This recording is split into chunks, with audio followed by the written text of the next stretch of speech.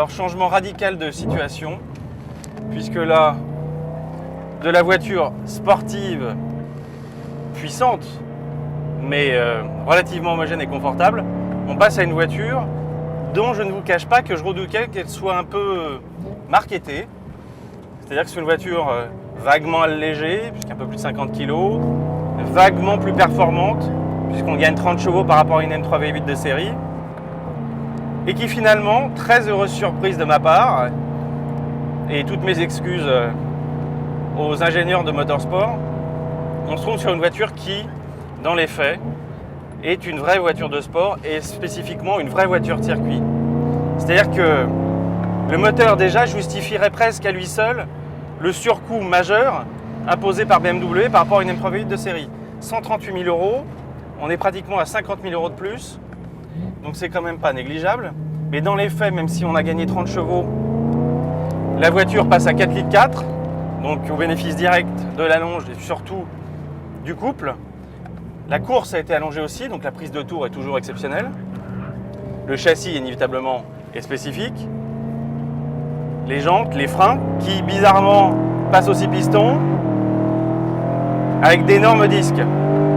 Donc la voiture, pour le coup, vous voyez, fait toujours un bruit extraordinaire, freine bien, est livrée avec des baquets, des harnais. Et donc, sur les 120 exemplaires environ qui seront produits partiellement à la main chez Motorsport, 7 ont été dévolus à la France et ont déjà tous été d'ailleurs vendus. Au niveau de la boîte, amélioration aussi de la double embrayage avec des passages plus rapides. Et surtout, moi ce que j'adore, je vous disais tout à l'heure que je n'étais pas un féru d'M3 V8 parce que je considérais qu'elle était vraiment alourdie du nez. Là, on retrouve le principe d'MW avec une voiture qui tourne vraiment bien, avec un nez très facile à placer, pas seulement au frein. Vous entendez le bruit qui est quand même magique. La voiture s'insère sublimement.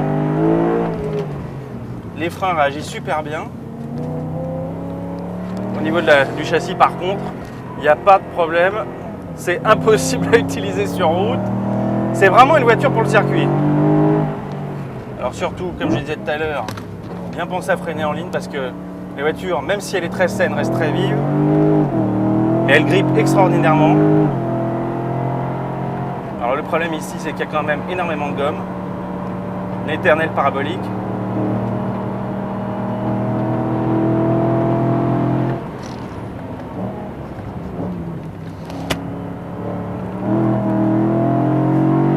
Mais c'est plus vif quand même que l'autre. Là, pareil, vous voyez, un peu trop extérieur. Faut pas hésiter à mettre un petit coup de frein.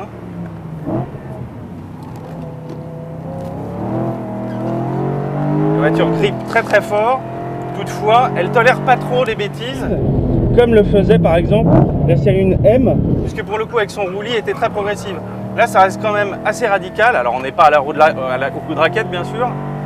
Mais vous voyez, elle enroule. La boîte est très rapide et donne un violent coup dans le pont.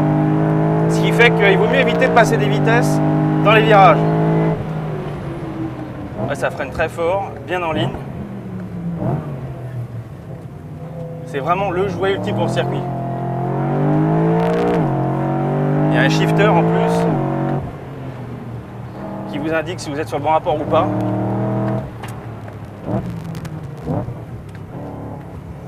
Alors c'est vraiment le jouet ultime. Et en plus, vous voyez, on peut s'amuser à faire des figures avec. Si vous êtes fidèle de nos amis d'Automoto sur TF1, vous avez certainement vu Simon Jean-Joseph avec l'ami Monneray s'amuser sur circuit. Mais clairement, pour être bien, il ne faut pas aller vite.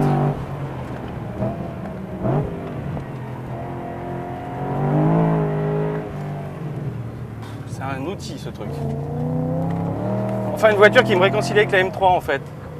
Alors évidemment, les trajectoires, il faut les connaître par cœur et je vous confesse que depuis ce matin, j'ai pas pu les apprendre. Mais visiblement, vous mettre en ligne. La voiture s'apprécie dans les tours autant que sur le couple. Là, ça sert à rien de couper fort. Vous pouvez rester sur les intermédiaires. Grosse parabolique. Vous voyez, 150 km/h. Je ne vais pas aller plus vite. J'ai ouï dire qu'elle passait à 200, mais je ne vais pas jouer.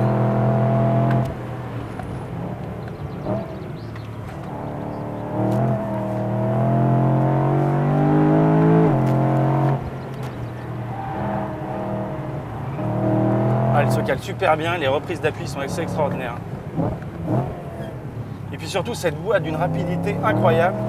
Vous voyez, petit coup de raquette à l'axel, ça se passe très bien. La voiture est très saine. Alors elle est vive certes, mais vous savez où elle va. Et en ce sens, on sent que ça reste quand même une BM, puisque même si on est sur une propulsion, ça reste très très sain. Vous voyez, grand droit, bout de ligne droite, dont il paraît qu'on peut y prendre plus de 200. Bon, ouais, bah moi je vais garder 200, ça va être bien. J'aurais pu freiner beaucoup plus tard, j'imagine, mais moi ça me suffit. Puis ce bruit jusqu'à 8200 tours, vraiment extra.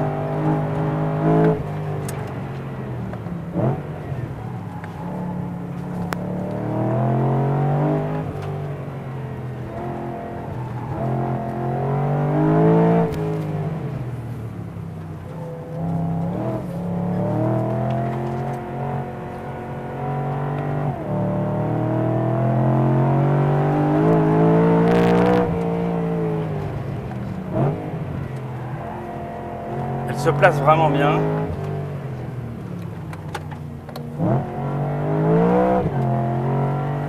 Là vous voyez, je me suis trompé, j'en ai mis une et j'aurais pas dû. Là c'est pareil, il faut aller la chercher très loin, refreiner en ligne, du classique, un règle de base de pilotage. Toutefois avec une voiture pareille qu'on découvre et qui a une telle gouache, c'est pas évident. Là, Francis Maillet, si tu m'écoutes, j'aime pas cette parabolique, faut avoir vraiment confiance.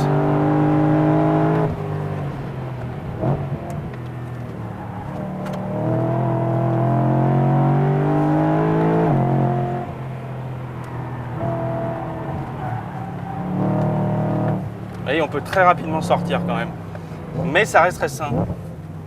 Là, petite épingle où les chevaux reprennent bien. Là, cette petite compression qui est plutôt plaisante. Là, vous arrivez à l'aveugle façon Laguna Seca. Mais en fait, il faut tirer tout droit. Vous voyez, elle ne s'ouvre vraiment qu'à l'arrêt axel. Alors que sinon, elle est plutôt tendance survireuse, très saine.